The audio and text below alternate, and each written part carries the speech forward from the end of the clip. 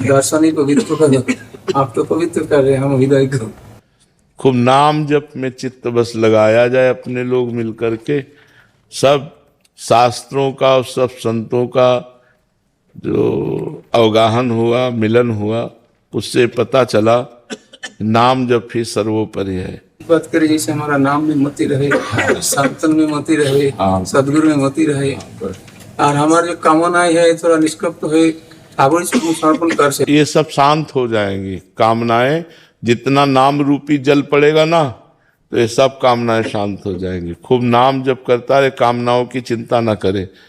जैसे अंदर भूत भविष्य का चिंतन आता है, कामनाओं का चिंतन आता है, उसमें परेशान ना हो।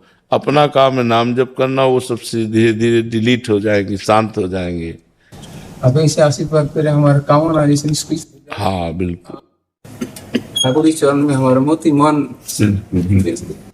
जीवन यापन करना, जितने कपड़े से काम चल जाए, जितने वस्तु से काम चल जाए, पर निरंतर भजन करना, सार बात भजन है। संग्रह परिग्रह से जितना बच सके उतना कृपा है। हमें क्या करना है, बॉक्स रख के हमें क्या करना है कि अगले साल ये लोई काम आएगी तो अगले साल ठाकुर दे देंगे।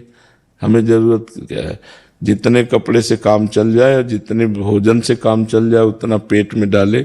और वही बुद्धिमान जो एक एक मिनट भजन में अपना समय लगावे, वही परम चतुर जो संसार से अपने को बचा के प्रभु में अपने जीवन को लगा दे।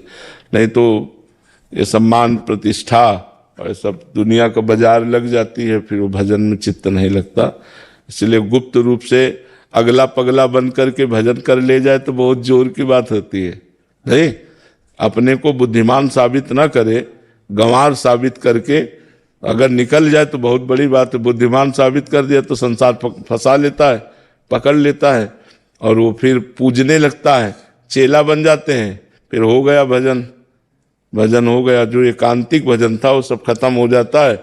बस वही उन्हीं के आशीर्वाद, उन्हीं का पोषण। और कहाँ आए थे श्री कृष्ण को रिझाने, और कहाँ रिझाने लगे संसार को। सागर ही बढ़ते ही जाते हैं। सागर कामना तो सागर है, वो तो बढ़ता ही जाता है।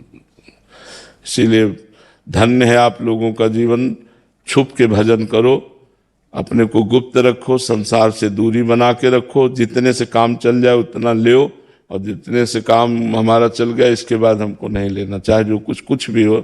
जैसे मान लो हम आपको दे रहे हैं और आपके पास है और आप नहीं लेना चाहते, तो उसकी प्रक्रिया होती, लिया हाथ में, माथे पे लगाया, बड़े दैन्यता से महाराज हमारे पास है, किसी और को दे देना। ऐसे प्रार्थना की जाती है जिससे देने वाले को दुख न हो। जैसे मान लो गृहस्थ कोई दे रहा है तो उससे तो इतने नहीं हमें नहीं चाहिए, लेकिन अगर विरक्त कोई दे रहा है तो हम पहले लेते हैं और उसे माथे में लगाया और फिर महाराज हाँ हमारे पास है, हाँ पैसा ऐसा। तो खूब भजन करो। बस प्रार्थना है कि अगला पगला बन करके कोई पूछे भजन संबंधी बात तो बात ना बतावे। कोई पूछे तुमसे भगवान से भजन कैसे करना चाहिए, क्या नहीं करना, किसी और से पूछो जाए। जब तक भजन सिद्ध ना हो जाए तब तक प्रवचन नहीं करना चाहिए, तब तक किसी को उपदेश नहीं देना चाहिए। नहीं, चार भगत कुटिया में आके बैठने लगेंगे आपसे भगवत वार्ता, आपको लगा कि भगवान की वार्ता है, वो भगवान की वार्ता नहीं, वो प्रपंच है। वो प्रपंच आके घेर लेता है। इसलिए जैसे गृहस्थी लोग आके बैठे हैं वैसे कोई प्रश्न उत्तर नहीं, कोई भगवत चर्चा नहीं, कोई वैराग्य की बात नहीं, चुप शांत एकदम, जब तक भजन न हो जाए। अब जब ये लगता है कि भगत आएंगे कुछ देंगे तो अभी भगवान पे विश्वास नहीं है। ताला लगा के बैठ जाओ, अगर अंदर तुम्हारे भोजन की व्यवस्था भगवान न कर दे तो हमें बताना। अंदर से ताला लगा के बैठ जाओ, ये हम देखा है, खुद अनुभव किया है, खुद अनुभव किए हैं। मतलब अब ये तो अभी कुछ दिनों का है भाई। वो पूछे तो विरक्त भाव से ही संसार में रहे, घोर विरक्त भाव से 8-8 दिन भोजन नहीं मिला, गंगा किनारे ऐसे जीवन व्यतीत किए हैं। तो वैराग्य से रहो। नए बच्चे हो, बिल्कुल माता बहनों से तो कसम खा लो इस बात की कि हमें माता बहनों से नहीं मिलना, ये तो कसम खा लो, कसम पूर्वक हमें माता बहनों से नहीं मिलना। चाहे जितने कोई भक्त हो, चाहे जो कुछ हो, दूर से प्रणाम, दूरी। अगर ब्रह्मचर्य से रहना है और आजीवन भजन करके भगवान को प्राप्त करना है तो बस इससे दूरी हो जाओ। कुछ नहीं, किसी की कुछ ना सुने, चुप भाग ले। माया से युद्ध नहीं करना, माया से पीठ दिखा के भागना है। भगवान की तरफ, माया की तरफ पीठ कर ले और भाग जाए।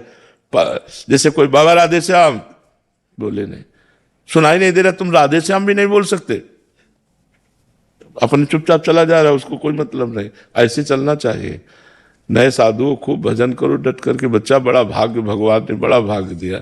अब हम ललचाते हैं पीछे के जीवन को याद करके, वो गंगा किनारे का जीवन, पूरी सर्दी में एक वस्त्र, केवल एक वस्त्र धारण किए, रात दिन भगवान के भजन में। जो आकाश वृत्ति से गंगा किनारे आ गया, मिल गया वही खाना, नहीं कई कई दिन भूखे रहना, पर बड़ा आनंद बना रहता था।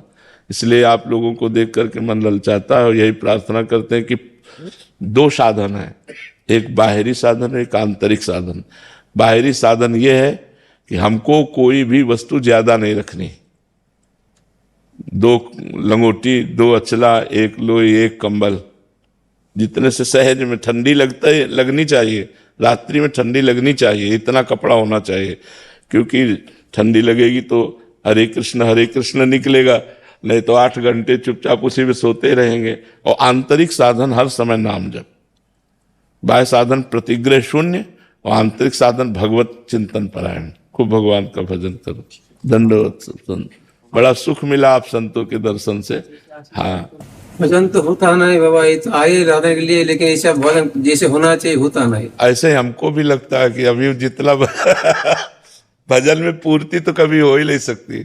जितना भजन करोगे उतने। श्रीधर बाबा कालीदय के थे, जब शाम के जाते थे तो वो यही कहते थे, बाबा राधा रानी से कृपा करो कि उनसे कहो कि हमारा भजन बन जाए, उनसे भजन नहीं होता। और दिल भर भजन करते रहते। भजन का फल यही है कि हमें भजन में अतृप्ति, असंतोष पैदा हो जाए। हमें लगना ही नहीं चाहिए कि हम भजनानंदी है। हमारा ऐसा लगना चाहिए यार जीवन बेकार जा रहा है, जैसा भजन होना चाहिए वैसा भजन है नहीं, ऐसा लगना चाहिए।